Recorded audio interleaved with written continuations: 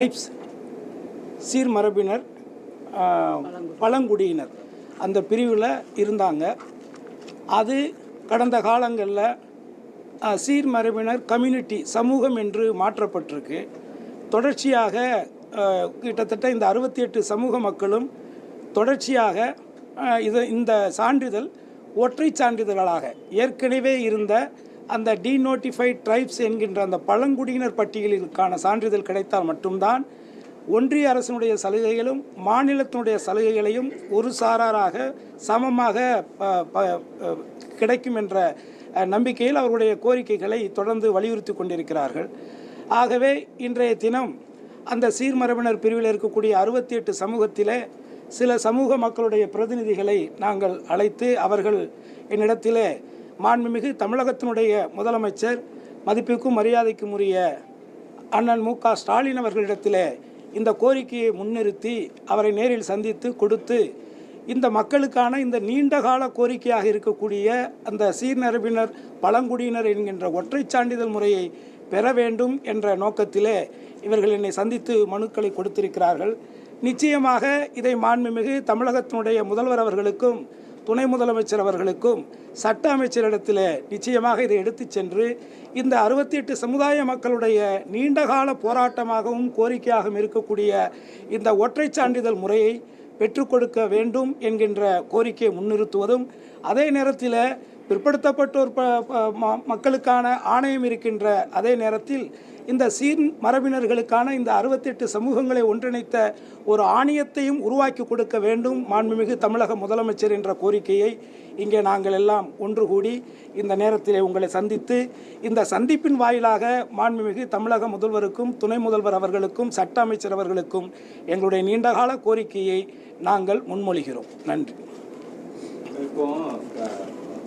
தேவேந்திர குல வேளாளர்களே தங்களை எஸ்சி பட்டியலிருந்து எடுத்து நாங்கள் ஒரு உயர்ந்த ஜாதி இடத்துக்கு போறோம்னு சொல்லக்கூடிய இந்த சூழ்நிலையில குறிப்பாக முக்குளத்தூர் மீண்டும் சீர்மரபினர் பழங்குடியினர் வருது எந்த அளவுக்கு அது அவர் சொல்லுங்க. இந்த சமுதாயம் இன்னும் இந்த உயர்வுக்கு வரலன்னு நினைக்கிறீங்களா நீங்க?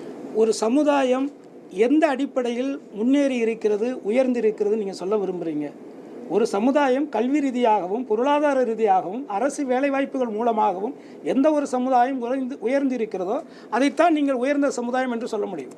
இன்றைக்கு நீங்கள் ஜாதி ரீதியான கணக்கெடுப்பை ஒன்றிய அரசு ஏன் இதுவரை நடத்த மறுக்கிறது? அதற்குள்ள ஒரு மிகப்பெரிய அரசியல் இருக்கிறது. அதை விவாதம் செய்வதற்கு யாராக இருந்தாலும் நான் தயாராக இருக்கிறேன். உங்களில் நடத்தப்படும் என்னைக்கு நடத்தப்படும் காலக்கெடு சொல்லியிருக்காங்களா? இவ்வளோ நாளைக்கு நடத்தும்னு சொல்லியிருக்காங்களா? சென்சஸ் எடுக்க சொல்லியிருக்காங்களா? ஆனால் இதை செய்ய வேண்டியது மத்திய அரசு தான். ஆனால் மாநில அரசு செய்ய வேண்டும் என்று இங்கே இருக்கக்கூடிய ஒரு சிலர் அதை கோரிக்கையாக வச்சு மாநில அரசை குறை சொல்லக்கூடிய கோரிக்கைகளாக தான் இங்கே நடந்துகிட்டு இருக்க தவிர சென்சஸ் தேவை சார். சென்சஸ் வச்சு சார் சென்சஸை இல்லை, ஒரு விஷயம் சென்சஸ் எடுக்க சொல்கிறீங்க மாநில ரீதியாக. இப்போ ஆல்ரெடி ஒரு சென்சஸ் இல்லாமலாம் இருக்காது. ஆனால் எப்படி அந்த மக்களுக்கான அந்த சலுகைகள் அந்த இடஒதுக்கீடு எப்படி போய் சேரும்? இந்தந்த சமூகத்தில் இந்தந்த மக்கள் இத்தனை தொகை பேர் இருக்கிறாங்கன்னு தெரிஞ்சாத்தானே. கல்வி ரீதியாக இன்னமும் கல்வி ரீதியாக பொருளாதார ரீதியாக அரசு வேலைவாய்ப்புகளில் இந்த சமூகம் பின்தங்கி தான் இருக்கு. அவர்கள் கல்வி ரீதியாக படிப்புலையும் அதே மாதிரி அரசு உத்தியோகங்களிலும் குறிப்பாக மாநில மத்திய ஒன்றிய அரசுடைய வேலைவாய்ப்புகளில் இந்த சமூகம் மற்ற சமூகங்களைப் போல் சமநிலைக்கு வர வேண்டுங்கிறதா எங்களுடைய நீண்ட கால கோரிக்கை. மாநிலங்களையும் வேணும், மத்தியத்திலே வேணும். 68 சீர்மரபினர்களுக்கு அந்த அவங்களுடைய நியாயமான ஏற்கனவே ஒன்றிய அரசு வழங்கி கொண்டிருந்த அந்த நியாயமான அந்த விகிதாசார அடிப்படையில் அவர்களுக்கான உரிமை திரும்ப பெறணும் அப்படிங்கிறதான் கோரிக்கை. இதே மாநில அரசுகிட்ட நாங்கள் கோரிக்கையாக வைக்கிறோம். வேற ஏதாவது சொல்லுங்க. தமிழகத்தில் சட்ட ஒழுங்கு சரியில்லை அப்படின்னு எடப்பாடி கேட்கும்பொழுது பொள்ளாச்சி பாலியல் சம்பவத்தை எடுத்துக்காட்டாக சொன்னாங்க. இன்னைக்கு அதில் வரலாற்று மீது ஒரு தீர்ப்பு இன்னைக்கு வெளிவந்திருக்கு. அதிமுக காவல்துறை சிறப்பாக செயல்பட்டிருக்கு அப்படின்னு கருத்துக்கள். அதிமுக காவல்துறை தவறு நடந்தது அவங்களோட ஆட்சி காலத்தில். தவறு நடந்தது அந்த வழக்குகள்லாம் சரியாக பதிவு பண்ணியிருக்கிறதா சொல்லி சொல்கிறாங்க. சார் நியாயத்தை பேசுங்க சார். அந்த வழக்கில் தானே சார் புகார் கொடுத்த பெண்மணியுடைய பெயரையும் படித்த கல்லூரியையும் வெளியில் சொன்னாங்க. அது ஒரு உயர்ந்த அதிகாரி சூப்பரண்ட் ஆஃப் போலீஸ் சொன்னாரா இல்லையா? நான் ஒரு பாதிக்கப்பட்டவன், ஒரு பெண்ணு, நான் ஒரு புகார் கொடுக்குறேன், நீங்கள் அதையே வெளியில் சொன்னீங்கன்னா இப்போ மற்ற பெண்கள் இப்போ வந்து யார் புகார் கொடுக்க வருவாங்க? இது முழுக்க முழுக்க அனைத்து இந்திய அண்ணா திராவிட முன்னேற்றக் கழகத்தின் எடப்பாடி தலைமையிலான அந்த ஆட்சி காலத்தில் நடந்த ஒரு மிக மிக அருவருக்கத்தக்க ஒரு கொடுமையான செயல். அதில் அவங்க கட்சிக்காரர்களுடைய பிள்ளைகள்லாம் சம்மந்தப்பட்டிருக்காங்கன்னு அதை முடக்குவதற்கும் சரியான விசாரணை நடத்தாமலும் கிடப்பில் தான் போட்டு வச்சுருந்தாங்க.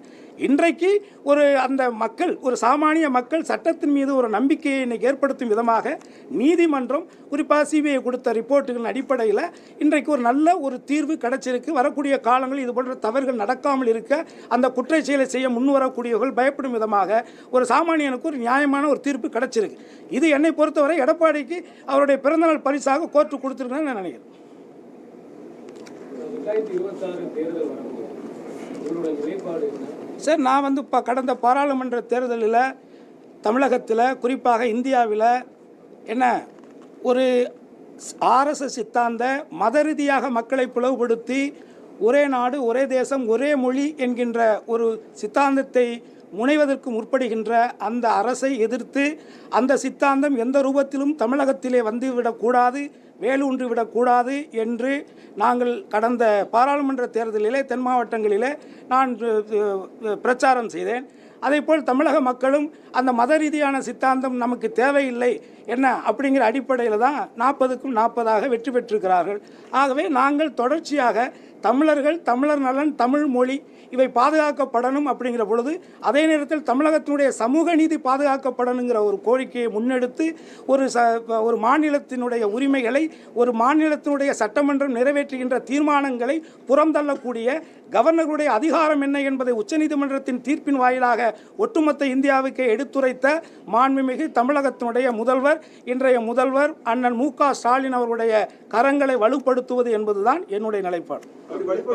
பிஜேபியில வந்து மாநில தலைவரா சமுதாயத்தை சேர்ந்த ஒரு தலைவரா போட்டுருக்காங்க. குறிப்பாக இந்திய அளவுக்கு பேசக்கூடிய ஒரு பிஜேபி, அதை நீங்க எப்படி பாக்குறீங்க? சார், இந்திய அளவில் அது ஒரு பெரிய கட்சி தான், அதில் ஒன்றும் மாற்று கருத்து கிடையாது. அது தமிழகத்திற்கான சரியான கட்சி இல்லைங்கிறதான் என்னை போன்றவருடைய ஆரம்பத்திலிருந்து இருக்கக்கூடிய நிலைப்பாடு.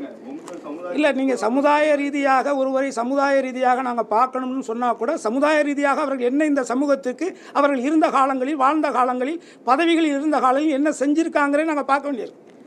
ஒரு சமுதாயத்தினுடைய பிரதிநிதியை ஒரு சமுதாயத்திலிருந்து ஒருத்தர் போட்டுட்டாலே அவர் ஒட்டுமொத்த சமுதாயத்தினுடைய பிரதிநிதியை நானே ஆகும், யாருமே கிடையாது. நான் இந்த சமுதாயத்தில் நான் ஒரு ஆள், அவ்வளோதான். நான் தலைவனோ நான் மட்டுமே அப்படிங்கிறலாம் கிடையாது. இப்போ ஒருத்தர் வந்துட்டாருங்கிறாங்க ஒட்டுமொத்த மக்களுமே அவர் பின்னாடி போயிடுவாங்கிறலாம் இங்கெல்லாம் கிடையாது. இங்கே எல்லாருக்கும் அறிவு இருக்குது, எல்லாருக்கும் நாலேஜ் இருக்குது. இன்றைக்கி இருக்கக்கூடிய இந்த சோசியல் மீடியாங்கிற ஒரு இதுக்குள்ளே எல்லாருக்கும் எல்லா விஷயங்களையும் தெரிஞ்சுக்கிறாங்க. அதனால் சமுதாய ரீதியாகனா என்ன, இந்த பிஜேபி அரசு தான், இந்த அரசு தான் இதே சமுதாயத்தை அரசியல் அனாதை ஆக்கியதுங்கிறது என்னுடைய குற்றச்சாட்டு. நான் தொடர்ச்சியாக சொல்லிட்டு இருக்கேன். தேவேந்திர குல வேளாளர் தங்களுக்கான அரசாணை கொடுங்க, தேவேந்திர குல வேளாளர் இங்க அறிவிக்கணும். போன பாராளுமன்ற தேர்தலில் அதை அறிவிச்சாங்க. ஏன்னா குறிப்பாக அந்த பாராளுமன்ற தேர்தலில் தாழ்த்தப்பட்ட தேவேந்திர குல வேளாளரோட மக்களோட வாக்குகள் ஒரு கணிசமாக பிஜேபிக்கு கிடைச்சது. தற்போது இப்போ ஒரு முக்குளத்தை சேர்ந்தவரை போட்டனால அந்த 2 வாக்குகளை பெறுவதற்காக.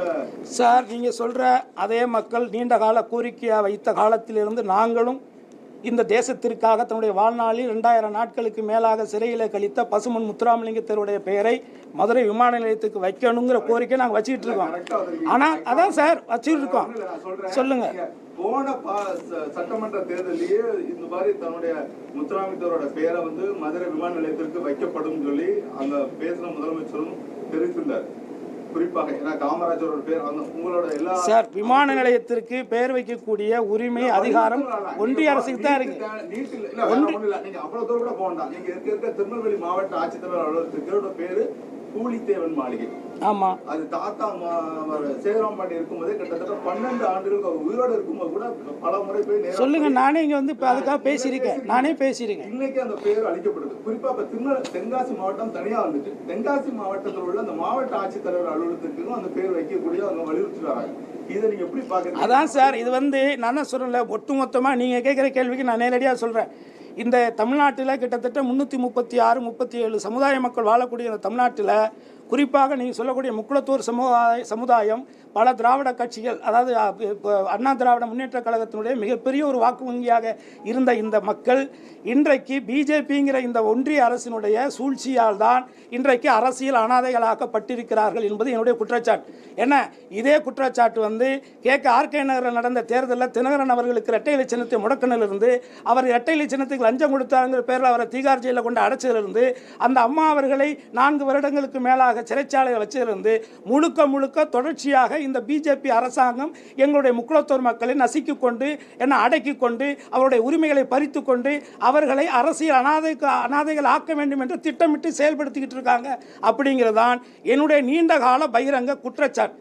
ஆனால் வரக்கூடிய அரசியல் வரக்கூடிய காலங்களில் அதற்கான பாடத்தை நிச்சயமாக என்னுடைய முக்குளத்தோர் சமுதாய இளைஞர்கள் இந்த அரசியல்வாதிகளுக்கு கற்றுக் கொடுப்பார்கள் நான் நம்புறேன். அவ்வளவுதான். என்ன சார் சார் என்னன்னு எல்லாருக்கும் தெரியும், என்ன நடக்கும் என்னங்கிறது தெரியும். நான் ஒரே ஒரு விஷயம் தான் சொல்கிறேன். நம்ம வந்து ஒரு போஸ்ட்மேன் தான், ஒரு சட்டமன்ற உறுப்பினருங்கிற பதவியை நான் ஏற்கனவே ஒரு 5 வருஷம் அதுக்குள்ளே பணியாற்றியவன். ஏன்னா அந்த பதவியினுடைய அதிகாரங்கள் என்னங்கிறது எனக்கு தெரியும். ஏன்னா மக்கள் இப்படி கொடுக்கக்கூடிய மனுக்களை வாங்கி கொண்டு போய்ட்டு சம்பந்தப்பட்ட அதிகாரிகள்கிட்ட கொடுக்குறதா, அந்த அதிகாரிகள் நடவடிக்கை எடுக்கலைங்க போது அதை தாழ்ந்து அமைச்சர்கிட்ட கொடுக்குறதா, அந்த அமைச்சரும் நடவடிக்கை எடுக்கும் போது தாண்டி முதலமைச்சர் கொடுக்குறதா. இறுதியாக நம்ம வைக்கக்கூடிய கோரிக்கை யார்கிட்ட கொண்டு வைக்க வேண்டியிருக்கு? அரசாங்கத்தினுடைய முதலமைச்சராக இருக்கக்கூடிய மக்களால் தேர்ந்தெடுக்கப்பட்ட முதலமைச்சர் நம்ம கொடுக்க முடியும். ஸோ அதனால் அது நடக்கும்போது நடக்கட்டும். தேர்தல் வர்றதுக்கு எவ்வளோ காலங்கள் இருக்குது. ஆனால் நடந்துக்கிட்டு இருக்கிற விஷயங்களை நம்ம வந்து சொல்கிறோம். இன்றைக்கி எங்களுக்கு தேவைப்படுது. அப்போ நான் முதல்வருடைய கவனத்துக்கு உங்கள் மூலியமாக கொண்டுட்டு போகிறேன். அவ்வளோ மக்கள் ஏற்றுக்கிடுவாங்களா? தமிழக முதலமைச்சரை ஏற்றுக்கிடுவாங்களா? எப்படி சார் ஏற்றுக்காமல் எப்படி முதலமைச்சராக இருப்பார்? பசும்பொண்ணுக்கு போகும்போது கூட அங்கே இருந்த திருநீரை கூட வைத்து உடனே அழித்தவர் தான் தமிழக முதலமைச்சர். ஆமாம் சார். சார் சார் நான் தான் அவங்களுடைய சித்தாந்தம்னு சொல்கிறாங்க. ஏன் நானே அதை கண்டித்து நான் அறிக்கை கொடுத்துருக்கிறேன். இல்லைன்னு சொல்லி அதுவும் ரெக்கார்டு இருக்குல்ல. அப்படி இல்லைங்க, நான் பேசியிருக்கேன். இதே முதலமைச்சர் அவர்கள் அந்த இதுக்கு அந்த செயல் நடந்த பொழுது நானே அதை கண்டித்து பேசியிருக்கிறேன். நான் இல்லைன்னு சொல்லி இன்னைக்கு தான் உங்களுக்கு யூடியூப்ல போனீங்களா, எல்லாத்தையும் நீங்க எடுக்கலாமே. இப்போ அங்கே அது பிரச்சனை இல்லை. நான் கேட்கிறது என் மக்களுக்கான அரசியல் அதிகாரம். அதுதான் நாங்கள் கேட்குறோம். எங்களுக்கான எங்களுடைய கோரிக்கைகள், எங்களுடைய தேவைகள். எந்த அரசாங்கம் வந்தாலுமே நாங்கள் என்ன கேட்க போகிறோம், எங்களுடைய கோரிக்கைன்னு கேட்குறோம். இன்றைக்கு தமிழகத்துடைய முதல்வராக அவர் இருக்கிறார். அவர் எங்களுடைய கோரிக்கைகளை பரிந்துரைச்சிருக்கார். இப்போ கூட இது கூட நாம் வந்து இது என்ன ஏதுன்னு பார்ப்போம், நீங்கள் எல்லாத்தையும் மக்கள்கிட்ட இருந்து கலெக்ட் பண்ணிட்டு வாங்கன்னு தான் சொல்லியிருக்காங்க. அவங்களுடைய தேவைகள் என்னங்கிறத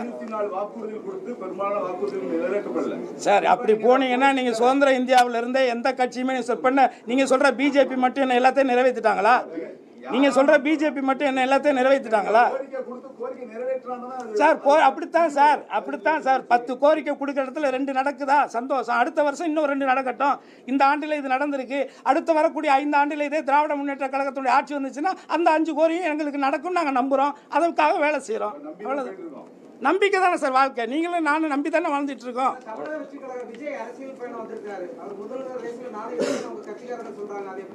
எல்லாரும் சார் நான் கூட இப்போ சொல்லலாம் சார். நான் கூட அடுத்து வரக்கூடிய 2026 நான் முதலமைச்சர் அவனு கூட சொல்லலாம் சார். நானும் நடிகர், அவரும் நடிகர் தான். நான் கூட சொல்லலாம். அது அவங்களுடைய நம்பிக்கை சார். அதை போய் நம்ம எப்படி தப்பாக சொல்ல முடியும்? எல்லாரும் கட்சி ஆரம்பிக்கிறோம், எல்லாருமே முதலமைச்சர் ஆகணும் தானே வர்றாங்க. சரி சார், பத்திரிகை செய்தி எல்லாமே உண்மைன்னாக்க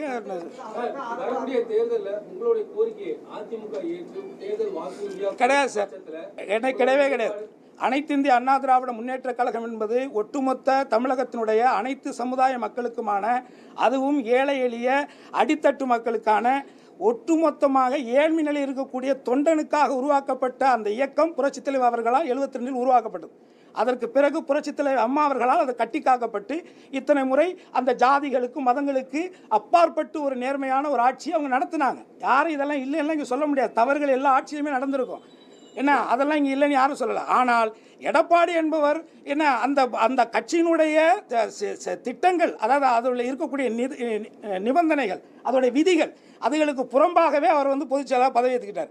அதையும் தாண்டி அப்பேற்பட்ட ஒரு மிகப்பெரிய இயக்கத்தை தன்னுடைய குறுகிய ஒரு கொங்கு மண்டலத்துடைய கட்சியாக மாற்றிய பெருமை தான் அவனுக்கு இருக்குது. இன்றைக்கி நடந்திருக்கக்கூடிய இந்த சமுதாய மக்கள், குறிப்பாக முக்குளத்தோர் சமுதாய மக்கள் இன்றைக்கு இந்த நிலைமையில் அவர்கள் அரசியல் புறக்கணிக்கப்பட்டிருப்பதற்கு ஒட்டுமொத்த காரணமே எடப்பாடி தான். அதனால் எடப்பாடி நாளைக்கு நான் துணை முதலமைச்சர்னு சொன்னாலும் கூட எடப்பாடி கிடையாது.